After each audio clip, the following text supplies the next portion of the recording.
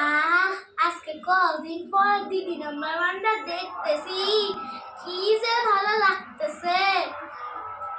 রূপসী, দিদি number one না দেখা একটা আটা টুক মাইখা দে। মাখতেছি। যে এক কাজ। আটা মাখাটা হইল, আটা মাখা হয়ে গেলে একটু সরষা পুস্ত বাইটটা দিস তো।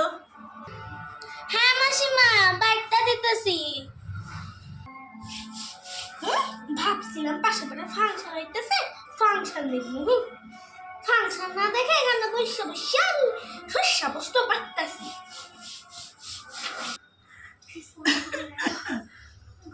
এই ব্যাপার, দেখাচ্ছি তোকে ফাংশন। বলো।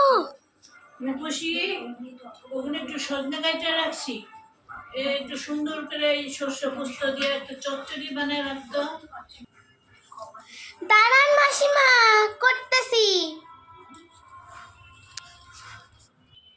এই জল গেলায় শস্য পুস্ত দিয়ে বানায় এখন সজনা চচ্চড়ি। কি ব্যাপার? সজনে পোস্ত বাটাটা মানে জল জল না, কি হইল?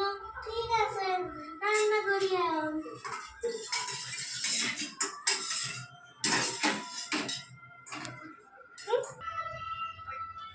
মাসিমা, আপনার খাবার। সেগুলো কি বানাইছিস? এত জল গেলা কেন?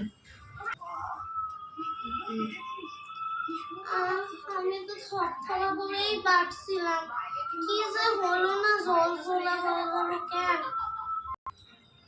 জল জ্বালা পোস্ত তো জব দাও, আর দেখবি ফাংশন।